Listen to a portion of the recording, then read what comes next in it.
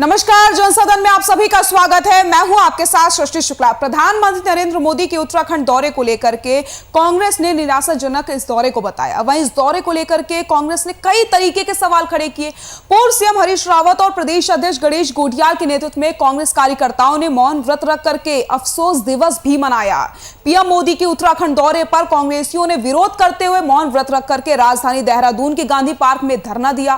पूर्व मुख्यमंत्री हरीश रावत ने कहा कि उनका यह धरना किसानों को समर्पित है। हमारा मौन व्रत गांधी जी को समर्पित है। सत्ता को सद्बुद्धि आए, काले कानूनों को वापस करने की मांग को लेकर के लोकतांत्रिक अधिकार स्थापना के लिए उन किसानों को हमारा उपवास समर्पित है।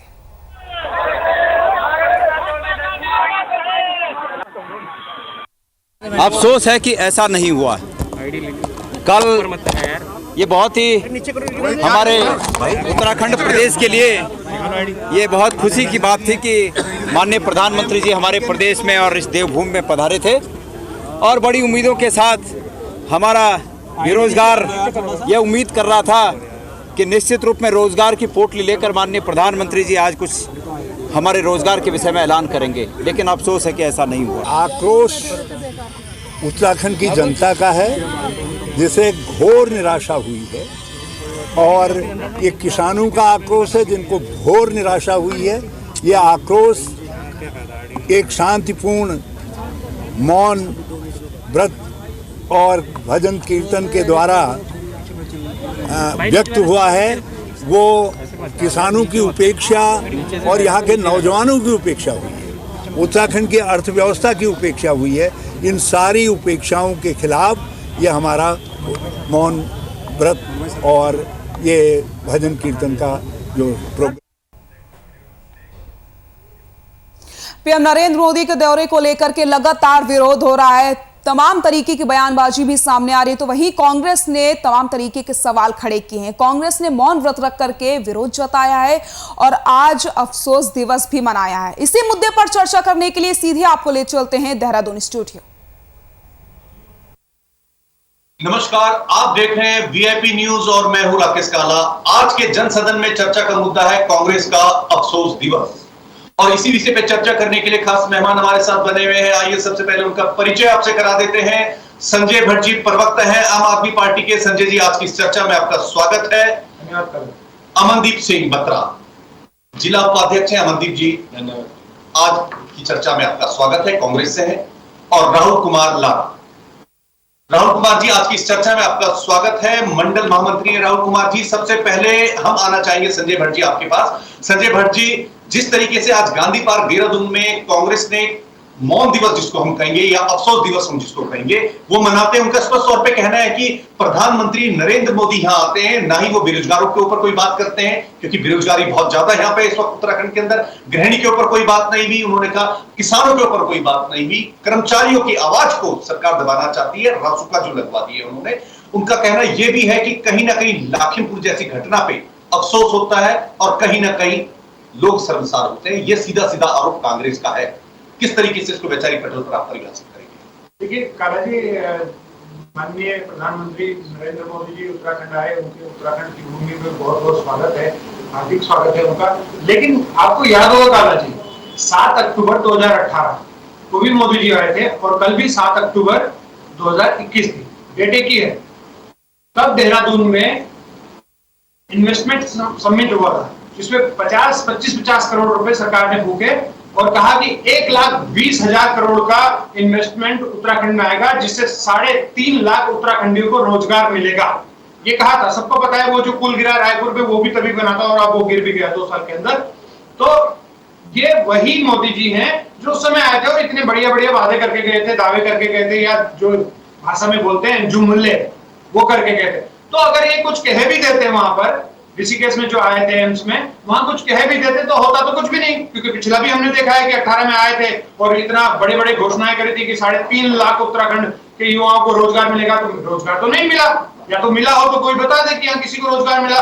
रोजगार में तो उत्तराखंड देश में पहले नंबर पर पहुंच गया। और दूसरी बात, जब मोदी जी एम्स में आए और एम्स में उन्होंने उद्घाटन किया ऑक्सीजन प्लांट का, तो तो भैया अब क्या हॉस्पिटल का उद्घाटन करने आते तो अच्छा भी लगता है, क्या अब वहाँ एक्सरे मशीन आएगी उसका उद्घाटन करने भी प्रधानमंत्री आएंगे? और इतना बड़ा मंच लगाया, अच्छी बात है मंच लगाया, तो कम से कम उसमें एम्स के डायरेक्टर को तो बैठा लेते, जिन्होंने कोरोना काल में इतना लोगों की सेवा की। और जो हमारे कोरोना वॉरियर थे, एम्स के इतने सारे डॉक्टर, किसी को कहीं जगह नहीं थी, एक शब्द उनके बारे में नहीं बोला गया।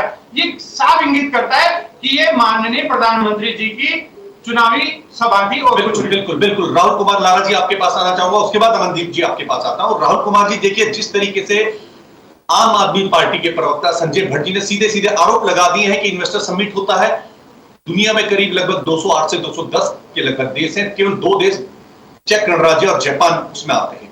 कहीं ना कहीं वो रोजगार की बात करते हैं, रोजगार देने में सक्षम नहीं हो पाते। उनका सीधा सीधा यह भी आरोप है कि 4.5 साल में उत्तराखंड में आप लोग 3 मुख्यमंत्री दे देते हैं। ये सीधे सीधे आरोप हैं। राहुल जी, धन्यवाद करना चाहता हूँ मैं वीआईपी न्यूज का, जिन्होंने आज हमें अपनी बात रखने के लिए यहाँ पर बुलाया है। मैं संजय जी का पहले मैं जवाब देना चाहता हूँ। जैसे इन्होंने भी रायपुर पुल की बात करी है, रायपुर पुल किसी व्यक्ति विशेष द्वारा नहीं तोड़ा गया है, वह एक प्राकृतिक आपदा है। जो प्राकृतिक आपदा कहीं भी आ सकती है, इसमें आप किसी का कुछ ऐसा केदारनाथ की आपदा भी आप जोड़ सकते हो, एक प्राकृतिक आपदा है, प्राकृतिक आपदा है, उसमें आप ऐसे नहीं कर सकते। उसमें पानी का बहुत तेज था, जो रोड काटती है वहां से निकली है। और लेकिन इसमें राहुल जी एक मैं चीज कहना चाहूंगा, पानी तो पुल के नीचे से गुजरा होगा, ऊपर से नहीं गुजरा होगा।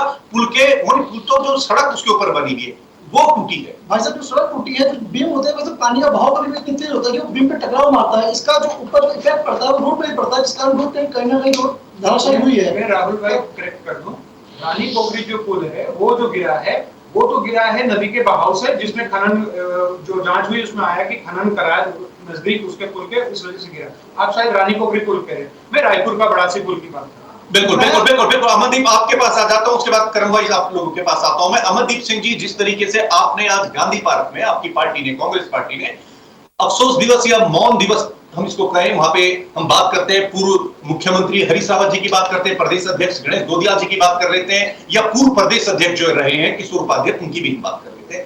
भारी संख्या में वहां पे कांग्रेस के लोग इकट्ठे थे। लेकिन ये भी तो आपके ऊपर आरोप लगते हैं कि अगस्ता घोटाला हो जाता है, ये भी आपके ऊपर आरोप लगते हैं कि कई तरीके के, चाहे कोयले घोटाले की बात कर ले हम, नेशनल हेराल्ड की बात कर ले हम, या वक्फ बोर्ड की जमीन की बात कर लेते हैं, क्या उन चीजों को लेकर आपको अफसोस नहीं होता? अमनदीप जी, देखिए ऐसा है कि काला जी, जिस प्रकार से आज अफसोस दिवस के रूप में मनाया गया, वो हमारा एक मजबूरी है अफसोस दिवस मनाना। उसका कारण ये है क्योंकि 2017 में प्रधानमंत्री जी द्वारा उत्तराखंड, प्रदेश उत्तराखंड के लिए इतने बड़े बड़े वादे किए गए कि प्रदेश उत्तराखंड में अगर सरकार बनती है तो हम प्रत्येक वर्ष 2 युवाओं को रोजगार देंगे, प्रदेश काज भी करते थे। अगर हमारी सरकार प्रदेश उत्तराखंड में आती है तो हम जितने भी घोटाले या कोई भी निर्णय ले लीजिए, चाहे महिला सुरक्षा हो, चाहे स्वास्थ्य विभाग हो, तो ये इनके द्वारा जो जुमले दिए गए वो स्पष्ट जुमले थे। आज वह जुमले हमारे सामने आ रहे हैं और आज हमारे प्रदेश का बेरोजगार युवा बेरोजगारी से लड़ रहा है, प्रदेश की जनता महंगाई से लड़ रही है। इनकी पार्टी द्वारा कहा गया कि जब हम सरकार में आएंगे तो पेट्रोल डीजल के दामों पर रोकथाम लगाएंगे, बहुत हुई महंगाई की मार, अब की बार भाजपा सरकार, इनका खुद का नारा था। लेकिन आज जनता के सामने स्पष्ट हो चुका है कि कौन सी बेरोजगारी की मार चल रही है आज प्रदेश में। किसी समय में हमारा प्रदेश उत्तराखंड रोजगार के मामले में नंबर 1 हुआ करता था, लेकिन आज बेरोजगारी के मामले में नंबर 1 है। मैं भाजपा सरकार से पूछना चाहता हूं कि आपके द्वारा प्रधानमंत्री जी ऋषिकेश आते हैं, एम्स में आते हैं और आके ऑक्सीजन जो वहां प्लांट लगाया गया उसका उद्घाटन करते हैं, लेकिन लखीमपुर खीरी में इतना बड़ा कांड हो गया। आज लखीमपुर खीरी में इतने बड़े बिल्कुल आज नहीं तो पहले हुआ था। अमनदीप जी, पांच दिन बिल्कुल संजय जी, प्रतिक्रिया आपसे ले लेता हूं। अमनदीप जी, आ रहा हूं आपके पास, बराबर समय दिया जाएगा। संजय जी, जिस तरीके से कांग्रेस अब मुखर हो गई है, बिल्कुल फ्रंट में वो आ गई है, कहीं ना कहीं जो आरोप लगते थे कांग्रेस के ऊपर कि मित्र की भूमिका में आ रही है, लगता नहीं कि उनका जिस तरीके से अफसोस दिवस मनाया जा रहा है, वो परिवर्तन यात्रा निकाल रहे हैं, तो कहीं ना कहीं वो आम आदमी से थोड़ा सा आगे निकलते हुए नजर आती है। संजय भट्ट जी, देखिए, परिवर्तन यात्रा 2019 में कांग्रेस ने निकाली थी, काला जी, अगर आपको याद होगा, लोकसभा चुनाव से पहले। और फिर हुआ क्या, हमारे माननीय मुख्यमंत्री, जो पूर्व मुख्यमंत्री थे हरीश रावत जी, 3,39,000 वोट से हारे, जो उत्तराखंड का सबसे बड़ा रिकॉर्ड है आज तक का। परिवर्तन यात्रा तब भी निकाली थी, अब परिवर्तन यात्रा उत्तराखंड में फिर से निकाली तो पंजाब के क्योंकि प्रभारी हैं हरीश रावत जी, वहां परिवर्तन हो गया। और जहां तक अफसोस दिवस की बात है, तो अफसोस दिवस तो मनाना चाहिए हरीश रावत जी को भी और पूरी कांग्रेस को भी, जिस प्रकार से उन्होंने ढेंचा बीज घोटाले में त्रिवेंद्र रावत जी को बरी किया और जो घोटालेबाज थे भारतीय जनता पार्टी के, उन्हें बरी किया। उसके लिए उन्हें अफसोस मनाना ही चाहिए, उत्तराखंड की जनता से मनाना चाहिए, उन्हें अफसोस उन्हें बताना चाहिए कि 75 साल आजादी को हो गए। चाहे 75 साल आजादी सन 47 की बात कर लीजिए या 2000 में जब हमारा उत्तराखंड राज्य बना तब की बात कर लीजिए, आज भी क्या गांव में 15-15, 50-50 किलोमीटर पगडंडियों से जाना पड़ता है, रोड नहीं है।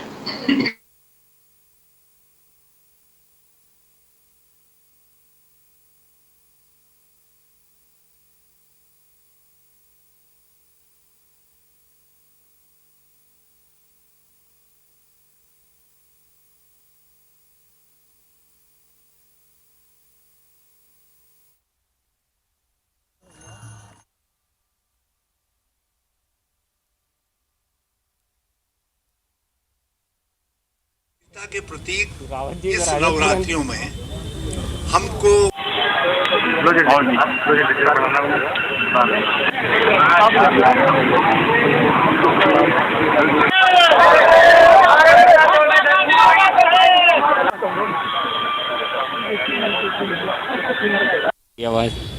माननीय प्रधानमंत्री जी देवभूमि में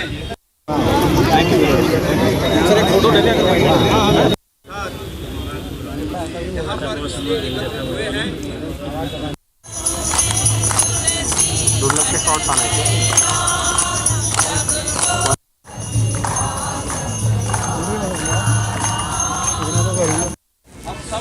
हम ही घुसेंगे सारे। अरे जान दो, ये पढ़ेंगे आएंगे तो।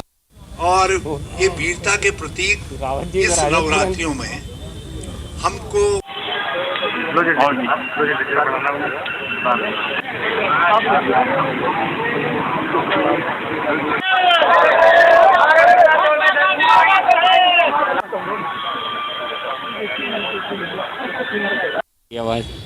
माननीय प्रधानमंत्री जी देवभूमि में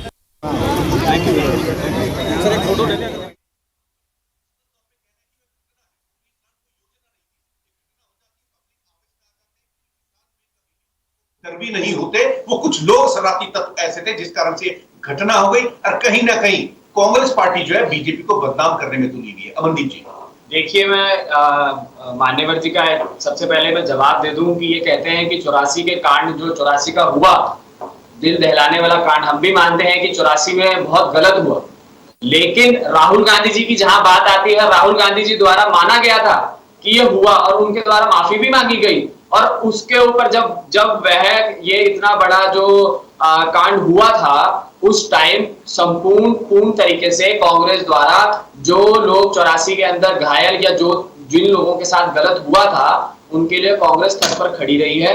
एवं लखीमपुर खीरी की बात आती है तो मैं तो सीधे अभी भी स्पष्ट पूछ रहा हूं कि जब पिछले 5 दिनों से वीडियो वायरल होता है कि एक थार जिप्सी से भाजपा के सांसद मिश्रा जी के द्वारा, जो मिश्रा जी के लड़के हैं उनके द्वारा चलाई जाती है और वह कुचलते हुए किसानों को निकल जाते हैं, तो तब योगी जी, मोदी जी क्यों नहीं बोलते हैं? मैं सीधा प्रश्न मान्यवर से भी पूछता हूं, भाजपा की सरकार से भी पूछता हूं। अमनदीप जी, प्रश्न पूछना मेरा काम है। मैं बिल्कुल रुक करना चाहूंगा संजय भट्ट जी की तरफ। संजय भट्ट जी, आप कहते हैं कि बीजेपी ने काम नहीं किया, आप कहते हैं कांग्रेस ने काम नहीं किया। आप 2017 में आपकी पार्टी दमखम भरती है, लेकिन चुनाव जैसे आते हैं आप लोग पीछे कदम उठा लेते हैं। निकाय चुनाव की हम बात करते हैं, 2018 में आपकी पार्टी चुनाव लड़ती है, नतीजे क्या है वो जग जाहिर है। तो कैसे या किस प्रारूप के आधार पे आप कहते हैं कि 2022 में हम एक बड़ा मैंडेट लेके यहाँ पे आ रहे हैं? संजय भट्ट जी, देखिए काला जी, पहली बात तो ये है कि जब आम आदमी पार्टी बनी 2013 में, उसी समय 2012 में मैं भी फाउंडर 2012 में जब आम आदमी पार्टी बनी तो मैं खुद दिल्ली में उसकी सदस्यता ली। हम पूरी एक बस भर के देहरादून से गए और लोग भी गए थे, उत्तराखंड से बहुत लोग गए थे, देश से विभिन्न जगहों से आए थे। उसके बाद 2014-13 में इलेक्शन दिल्ली का हुआ, वहाँ जो कुछ हुआ आपने देखा होगा, और दिल्ली की सरकार है। उसके बाद 2014 का इलेक्शन पहला था उत्तराखंड में, वो हमने लड़ा, यहाँ लड़ा, उत्तराखंड में भी लड़ा, लोकसभा चुनाव 5 सीटों पे हम लड़े। और उसके बाद भी क्योंकि दिल्ली से हमें कोई सपोर्ट नहीं था, जो सच्चाई है। दिल्ली क्योंकि पहले एक जगह तो ठीक से सरकार बन जाए या जनता के लिए कुछ कर दे, तभी तो आगे बोल पाएंगे कि हाँ भैया हमने ये करा है। संजय भट्ट जी, आपने कहा सपोर्ट नहीं था, क्या आपके नेताओं में इतना दमखम नहीं था कि वो अपने चेहरे पे जीत जाते? संजय भट्ट जी, देखिए आप भी जानते हैं काला जी, और मैं भी जानता हूं कि उत्तराखंड में विभिन्न पार्टियां रही, विभिन्न पार्टियां आई और सबने कोशिश की, लेकिन कोई सफल नहीं हो पाया। कांग्रेस और भारतीय जनता पार्टी के ही पाले में हमेशा गेंद गई। एक बार कांग्रेस की सरकार आई 2002 में, तो साथ में जनता उनसे खफा हो गई कि ये तो भ्रष्टाचारी हैं, ये तो जनता के लिए कुछ काम करते नहीं, इन्हें उखाड़ फेंको, उन्हें उखाड़ फेंका। भाजपा की सरकार आई तो उन्हें भी उखाड़ फेंका, क्योंकि उनसे भी नाराज हो गई जनता। फिर कांग्रेस से क्या आई, कांग्रेस को भी उखाड़ फेंका। अब फिर भाजपा है, भाजपा तो 3 मुख्यमंत्री अभी 3 महीने में दे दिए। तो ये हालत रहे। बिल्कुल। अब जनता को, क्योंकि इन हालातों को देखते हुए जनता चाहती थी कि कोई मजबूत विकल्प तो होता है छोटे। बीएसपी को 8 तक सीट मिली, यूकेडी को 4 तक सीट मिली, लेकिन वो विकल्प मजबूत विकल्प नहीं आए, क्योंकि यूकेडी पहाड़ से नीचे नहीं आ पाई और बीएसपी मैदान से ऊपर नहीं, हरिद्वार से ऊपर नहीं चढ़ पाई। कमियां थी, लेकिन आम आदमी पार्टी मजबूती से कम आज आपके सामने किस प्रकार से काम कर रही है। अभी भी हमारे कर्नल अजय कोटियाल जी कुमाऊं में जो रोजगार गारंटी यात्रा है उसमें लगे हुए हैं। मेरे ख्याल से 10 या 11 विधानसभा जा चुके, 70 की 70 विधानसभाओं में हमारी ये यात्रा जाएगी। बिल्कुल। राहुल जी, देखिए जो आरोप आपके ऊपर लग रहे हैं कि जब से उत्तराखंड बना, बाल्यावस्था से निकल के युवा अवस्था में उत्तराखंड आ गया है। जहां तक रोजगार है, यहाँ के युवा जो है छटपटा रहे हैं कि कहीं ना कहीं उनको रोजगार मिले। क्या कारण है कि आरोप कांग्रेस के ऊपर भी लगते हैं, आपकी पार्टी के ऊपर भी, क्योंकि जब से उत्तराखंड बना केवल 2 पार्टियों ने यहाँ पे राज किया, बीजेपी और कांग्रेस ने। लेकिन दिक्कत यह होती है कि जब युवाओं को रोजगार नहीं मिलता, पलायन के कारण बनते हैं। अच्छी शिक्षा नहीं मिलती, पलायन होता है। अच्छा अगर उनको हेल्थ सुविधा नहीं मिलती तो पलायन होता है। अब जब रोजगार नहीं है तो व्यक्ति नेचुरली पहाड़ छोड़ के देहरादून की तरफ आएगा। अगर यहां उत्तराखंड के देहरादून में नहीं उनको रोजगार मिलेगा, वो दिल्ली, बॉम्बे या अन्य राज्यों की तरफ।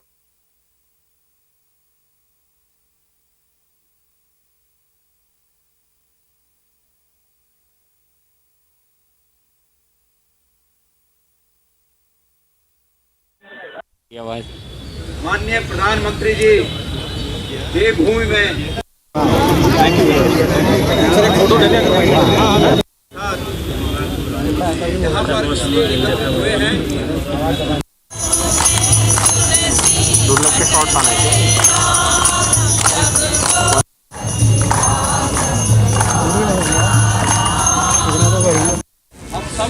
हम ही घुसेंगे सारे। अरे जान दो, ये पढ़ेंगे आएंगे तो। और ये वीरता के प्रतीक इस नवरात्रियों में हमको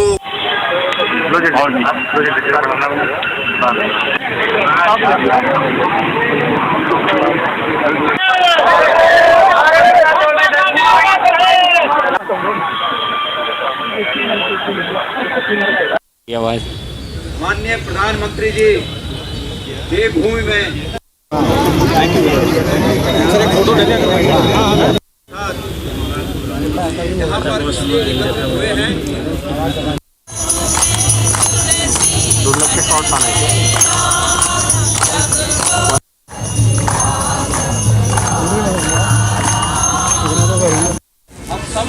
हम ही घुसेंगे सारे। अरे जान दो, ये पढ़ेंगे आएंगे तो। और ये वीरता के प्रतीक इस नवरात्रियों में हमको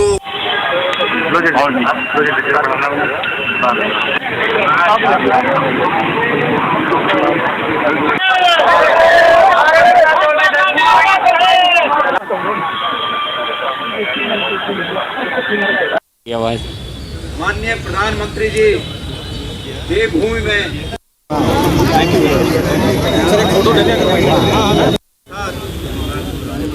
लगा सकते हैं। अमरदीप सिंह जी, बताना चाहूंगा पहले राहुल जी की एक बात का मैं जवाब देना चाहूंगा कि इन्होंने कहा कि भाजपा सरकार अब रोजगार के मुद्दे पे काम कर रही है, पलायन के मुद्दे पे काम कर रही है। तो मैं ये एक जवाब देना चाहता हूं कि अब जब इलेक्शंस में 2022 के इलेक्शन में मात्र 5 से 6 महीने रह गए हैं, तो अब भाजपा सरकार को याद आ गया है। अभी आपने ये कहा है कि अभी आपने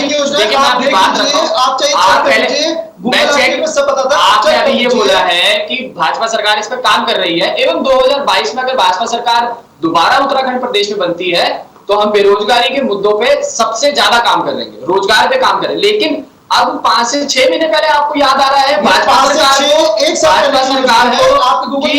आप 4.5 जो पिछले 4.5 साल से आप प्रदेश उत्तराखंड को सरकार हमारे प्रदेश के युवाओं को बेरोजगारी कर रही है, बेरोजगार कर रही है। जब कोरोना काल में आप अभी आपने ये बोला है आपने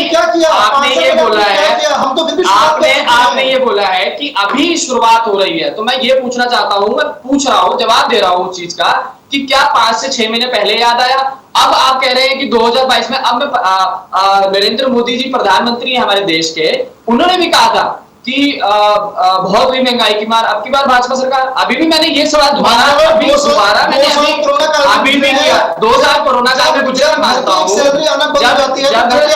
मैं आपसे यहाँ 3-3 महीने देश बदल रहा है। 2 साल मैं मान रहा हूँ आपकी बात को, मैं आपकी बात को मान रहा हूँ कि 2 साल कोरोना, मैं 2 साल में मान रहा हूँ कि कोरोना काल में बंद किया। लेकिन जब दिल्ली से बेरोजगार युवा हमारे उत्तराखंड की और जब उन्होंने मुख किया, तो आपके त्रिवेंद्र रावत जी जो मुख्यमंत्री रहे, पूर्व मुख्यमंत्री रहे भाजपा में, उनके द्वारा बयान आता है कि अभी फिलहाल हम किसी को भी रोजगार प्रदान नहीं करवा सकते हैं, कोई भी ये मोटो नहीं हो सकता है। अभी आपने ये बोला है कि 2 साल में। अच्छा एक बात बताइए मुझे कि मेरे को जब दूसरी स्टेट में रोजगार नहीं मिल रहा है, तो मैं एक उत्तराखंड वासी होके, देवभूमि का वासी होके देवभूमि में वापस आ रहा हूं, लेकिन भाजपा सरकार मुझे, जो मेरे घर में बैठी है, वह मुझे बोल दे कि मेरे पास रोजगार नहीं है और अभी फिलहाल हमें 1 साल तक किसी को भी रोजगार नहीं दे सकते हैं, तो मेरे दिल पे क्या बीतेगी? संजय भट्ट जी, जो बेरोजगारी से लड़ा। अमनदीप सिंह जी, बराबर समय दिया जाएगा। संजय भट्ट जी, रुख आपकी तरफ करना चाहूंगा। संजय भट्ट जी, देखिए, आप आरोप लगाते हैं कि बीजेपी ने रोजगार नहीं दिया। अगर हम आम आदमी पार्टी की बात करते हैं तो बीजेपी वाले कहते हैं कि आपके जो सोमनाथ भारती हैं उन पे घरेलू हिंसा का आरोप लगता है। आप कहते हैं यहां सरकार सड़क नहीं बनाती, वहां कहते हैं कि गौरव यादव जो है उन पे महिला के उत्पीड़न का आरोप लगता है। आप कहते हैं कि सरकार ने यहां घोटाले कर दिए। बीजेपी कहती है कि वहां पे अगर हम बात करते हैं, जितेंद्र सिंह की बात कर ले, गौरव की बात कर ले, फर्जी डिग्री के मामले भी लग जाते हैं। तो लगता नहीं कि कहीं ना कहीं अगर आप आरोप लगाते तो आरोपों में आप भी घिरते हैं। संजय भट्ट जी, ठीक है, काले जी, आपके सवालों का हंसी आ रही सवालों पे जवाब बाद में दूंगा। पहले मैं लारा भाई की बात का जवाब दे दूं जो भाजपा के तरफ से बैठे हैं। लारा भाई ने कहा कि जनसंख्या बढ़ रही है, उस वजह से रोजगार की दिक्कत हुई, जबकि मैंने बढ़ने की, मैं कह रहा हूँ ये एक महत्वपूर्ण बिंदु है जनसंख्या के कारण। इसमें हम विचार कर सकते हैं। सरकार कोई भी, भाजपा हो, कांग्रेस हो, आप कोई भी सरकार हो, इसमें बात कर सकते हैं हम। कारण नहीं, एक महत्वपूर्ण बिंदु का चर्चा हो जाएगी। संजय भट्ट जी, जो प्रश्न है अगर उसको भी इसी में ऐड कर दे, कहीं ना कहीं जनता देख रही है, उनको उसका उत्तर मिल पाएगा। संजय भट्ट जी, मैं ये बताना चाह रहा था कि उत्तराखंड की जो जनता है, पूरे भारतवर्ष की जनसंख्या का 1% है, मात्र 1%। तो यहाँ इतनी ज्यादा जनसंख्या नहीं है, पहली बात। दूसरी बात, जो आपने प्रश्न किया कि भाई इस पे घरेलू हिंसा का आरोप है, उस पे उत्तराखंड में कितने विधायक है? 3 विधायक जिन पर दुष्कर्म का आरोप है भारतीय जनता पार्टी के, और भारतीय जनता पार्टी के प्रदेश कार्यालय में दुष्कर्म होता है। इनके आरएसएस के जो डिप्यूट होता है यहाँ वो करते हैं। और क्या हुआ?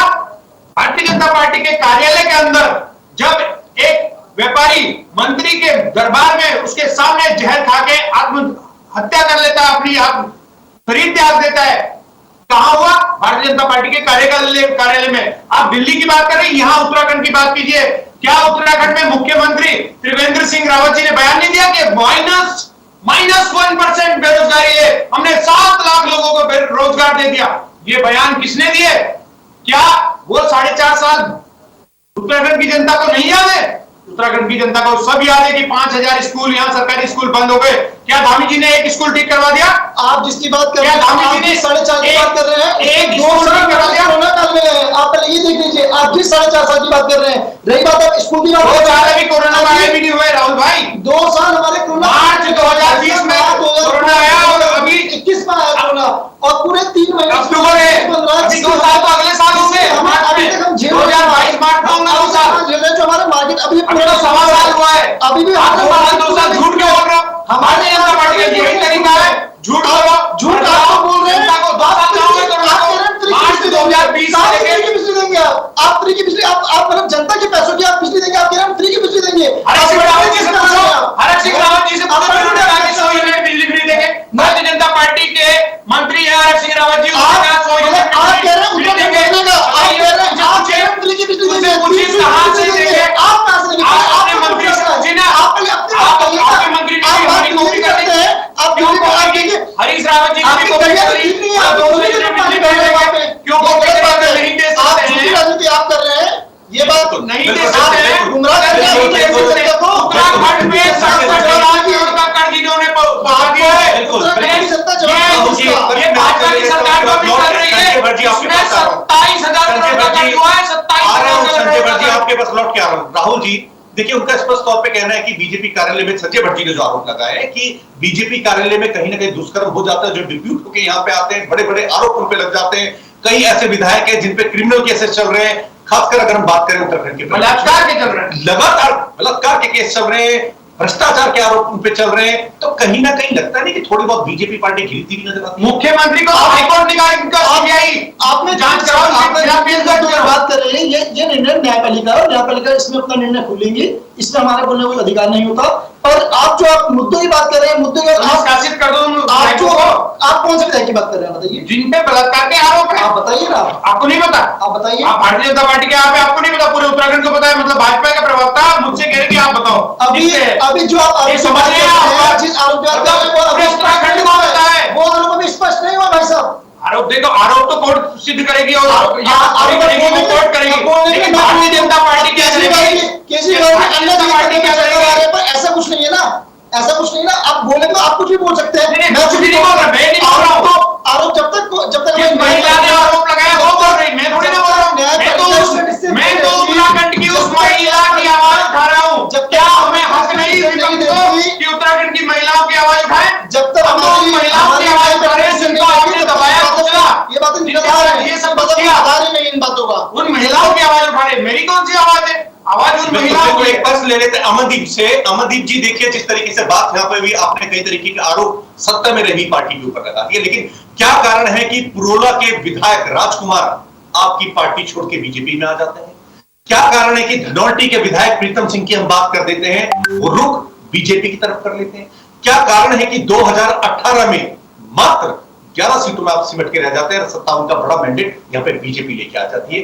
कहीं ना कहीं बीजेपी ने कोई काम किया होगा, तभी जाके इतना बड़ा मैंडेट यहाँ पे जनता ने बीजेपी को दिया। अमनदीप जी देखिए, जिस प्रकार से जो लोग बीजेपी में शामिल हो रहे हैं, लेकिन कांग्रेस ने ये भी साथों साथ कहा है कि जो लोग गए हैं उनके लिए हमारे दरवाजे हमेशा के लिए खुले हैं, वह आ सकते हैं।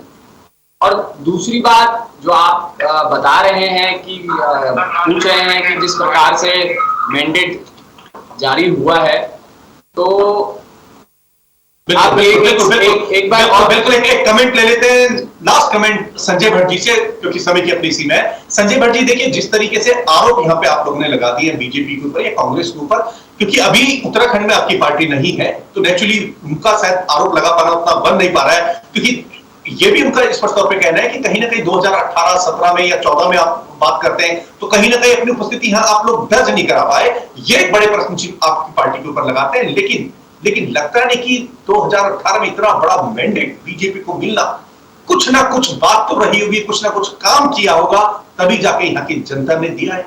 बिल्कुल, आप काला जी जानते हैं कि 2017 में जो सरकार आई कांग्रेस की, वो मैंडेट क्यों भारतीय जनता पार्टी की वो क्यों आई? क्योंकि कांग्रेस के जो उस समय के मुख्यमंत्री थे हरीश रावत जी, उन्होंने अपने जितने भी विरोधी थे कांग्रेस के अंदर, उनको एक एक करके खत्म किया। सतपाल महाराज